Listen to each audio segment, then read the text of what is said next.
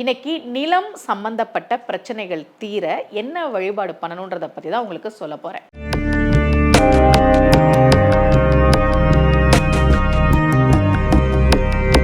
ரகசிய உண்மைகள் சேனலை பார்த்து கொண்டிருக்கும் உங்கள் அனைவருக்கும் சுமதி ஸ்ரீயின் அன்பு வணக்கம்.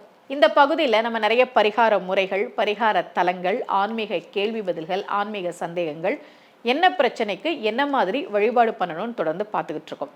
பொதுவாக ஜாதகம் பார்க்க வரும்போது என்கிட்ட சொல்லுவாங்க, ஒரு நிலம் வாங்கணும், அதில் ஒரு வில்லங்கம் இருக்குது, இல்லை நிலம் வாங்கணும் அதை விற்கவே முடியல, இல்லை எங்களுக்கு பூர்வீக சொத்தில் கொஞ்சம் நிலம் இருக்குது ஆனால் பங்காளிகள் அதில் பிரச்சனை பண்ணுறாங்க, எங்களுக்கு அந்த நிலம் எப்போ வரும்னே தெரியலை, அல்லது எங்கள் நிலத்தை ஏமாற்றி வாங்கிட்டாங்க. சில பேர் இப்படி சொல்லுவாங்க, அது எங்களுடைய நிலம் தான், தாத்தாவுடைய நிலம் தான், ஆனால் இந்த மாதிரி எங்களை ஏமாற்றி வாங்கிட்டாங்க, இந்த மாதிரிலாம் சொல்லுவாங்க. நிலம் சார்ந்த பிரச்சனைகள் இருப்பவர்கள் செய்ய வேண்டிய வழிபாடு பற்றி தான் நான் உங்களுக்கு சொல்ல போகிறேன்.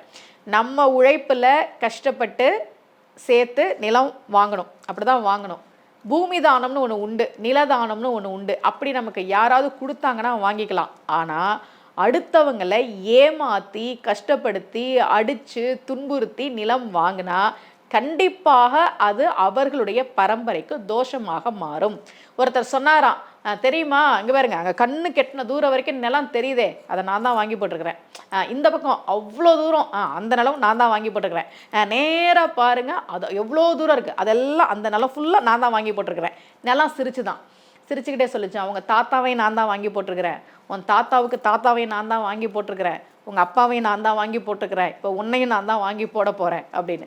அப்போ நிலம் சம்மந்தப்பட்ட பிரச்சனைன்றது எல்லா இடங்களிலும் அதிகமாக இருக்குது. எங்கிட்ட ஜாதகம் பார்க்க வரவங்களே சொல்லுவாங்க, நிலத்தில் பிரச்சனை இருக்குது, நிலம் வாங்க முடியல, நிலத்தை விற்க முடியல.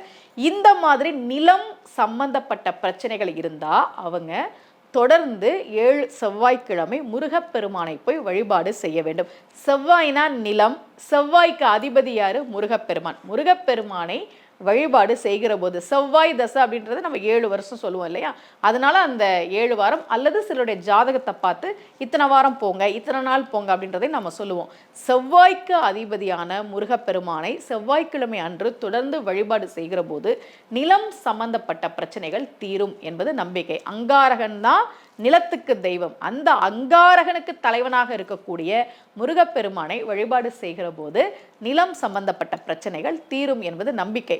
நான் ஏற்கனவே வேற பதிவுகள்லையும் நிலத்தில் பிரச்சனை இருந்ததுன்னா, வில்லங்கம் இருந்ததுன்னா என்ன வழிபாடு பண்ணணுன்றதை பற்றிலாம் நான் உங்களுக்கு சொல்லியிருக்கேன். கூடவே முருகப்பெருமானை வழிபாடு செய்கிற போது நிச்சயமாக ஒரு தீர்வு கிடைக்கும் என்பது நம்பிக்கை. இதே போல மீண்டும் ஒரு பரிகார முறையோடு உங்கள் அனைவரையும் சந்திக்கிறேன். அனைவருக்கும் அன்புடன் சுமதி ஸ்ரீ.